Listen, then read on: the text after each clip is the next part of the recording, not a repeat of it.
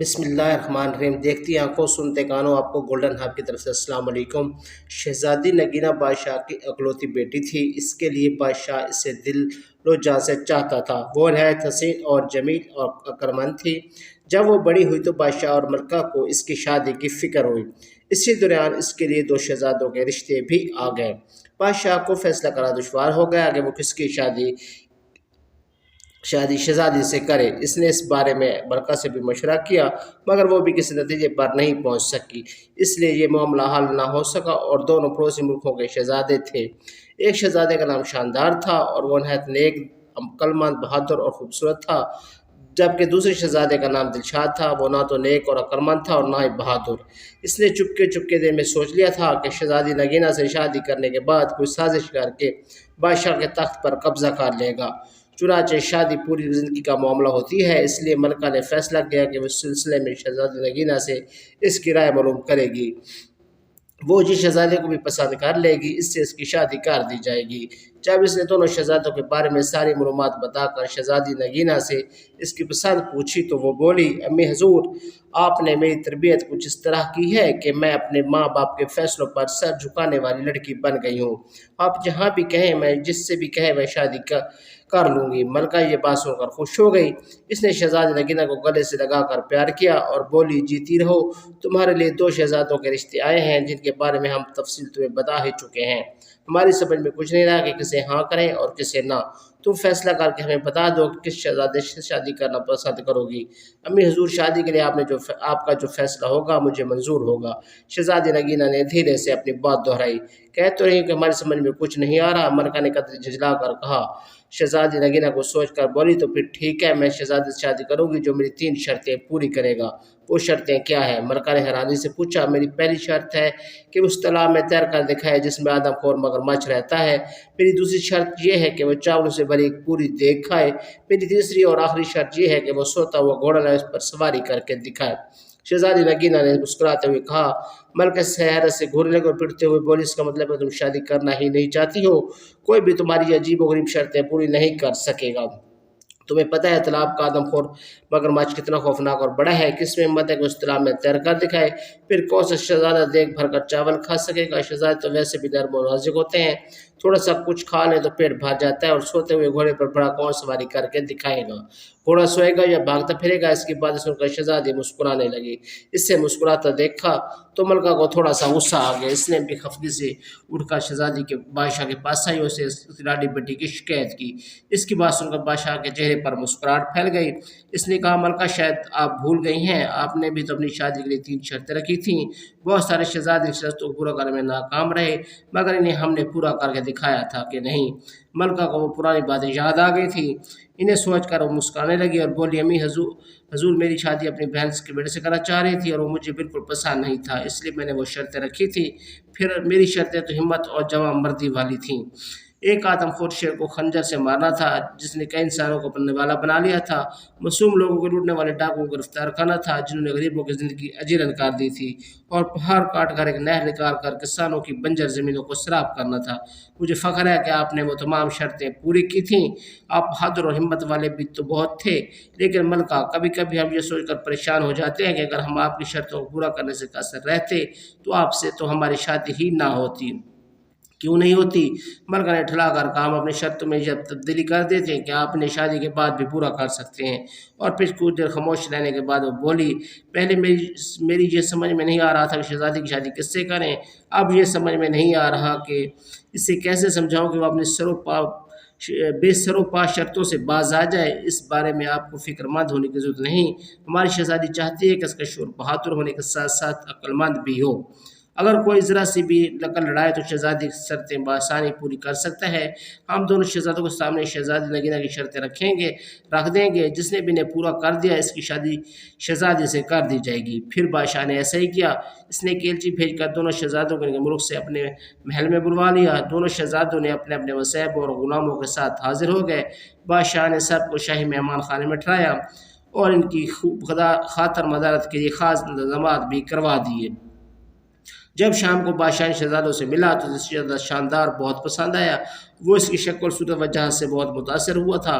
اس کا باپ بہت اچھے طریقے سے اپنے ملک پر حکومت کر رہا تھا، جس کی وجہ سے رایا بہت خوشحال تھی۔ ملکہ کو بھی وہ شہزادہ بہت پسند آیا۔ دوسرا شہزادہ جس کا نام دلشاد تھا، دونوں کو ایک آنکھ نہیں بھایا۔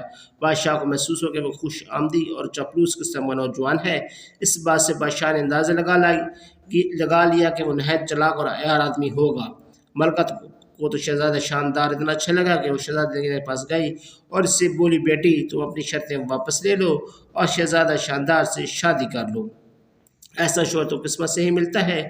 اگر پہلی شرط کے دوران ہی مگرمچھ سے کھا گیا تو بہت برا ہوگا۔ شہزادی نگینہ نے اٹل لہجے میں کہا، اگر میں اپنی شرطیں واپس لیتی ہوں تو اس میں میری بے عزتی ہے۔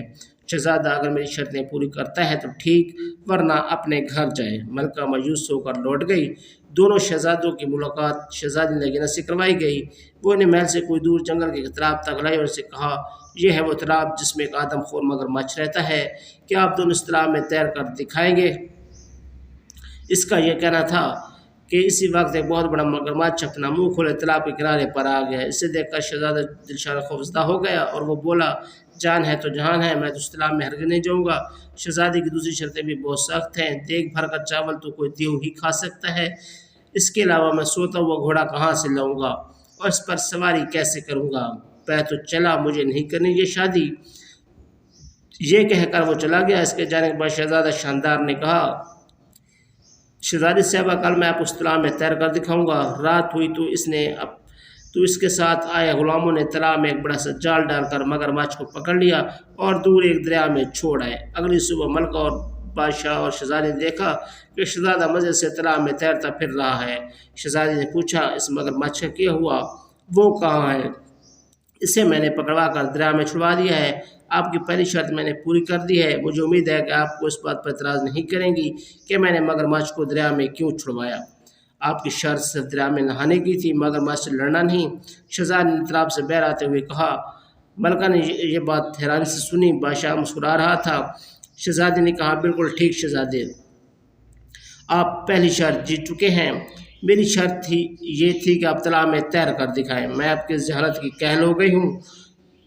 دوپہر ہوئی تو شہزادی نگینہ نے، شہزادے، آپ مجھے دیکھ بھر کر چاول کھا کر کب دکھائیں گے؟ شہزادے نے کہا، ابھی تھوڑی دیر بعد۔ یہ کہہ کر شہزادہ شاندار نے کھڑکی سے باہر جھانکا۔ اس کے ایک مصاحب دو غلاموں کے ساتھ لمبے لمبے ڈاک بھرتا ہوا محل کی جانب آ رہا تھا۔ شہزادہ شاندار بادشاہ سے اجازت لے کر باہر نکلا اور اپنے مصاحب سے کوئی چیز لے کر جیب میں رکھی اور واپس آ گیا۔ اتنی دیر میں ملازموں نے دسترخوان چن دیا۔ وہ اپنے ساتھ چاولوں کی ایک بہت بڑی سی دیگ بھی لے کر آئے تھے، جسے انہوں نے دسترخوان کے بیچوں بیچ رکھ دیا۔ دیگ کو دیکھ کر بادشاہ کے چہرے پر فکر مندی کے اثار نظر آئے۔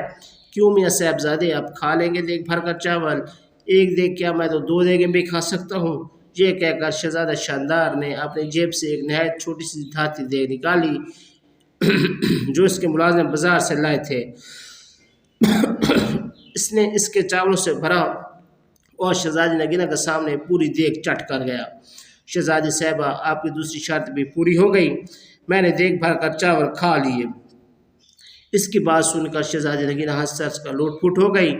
بادشاہ نے ملکہ سے کہا، بیگم، آپ اپنی بیٹی کی شادی کی تیاریاں شروع کر دو۔ مجھے تو یوں لگ رہا ہے یہ شہزادہ میاں تو سوتے ہوئے گھوڑے پر بھی سواری کر کے دکھا دیں گے۔ شام کو بادشاہ، ملکہ اور شہزادی نگینہ اپنے باغ میں چہل قدمی کر رہے تھے۔ اچانک انہوں نے شہزادہ شاندار کو گھوڑے کے ساتھ دیکھا۔ وہ قریب آئے تو بادشاہ سے بولا، شاندار بیٹے، یہ گھوڑا لیے کہاں پھر رہے ہو؟ شہزادہ شاندار نے بڑے فخر سے بتایا، یہ گھوڑا نہایت قیمتی ہے اور میں اسے منڈی سے خرید کر لا رہا ہوں۔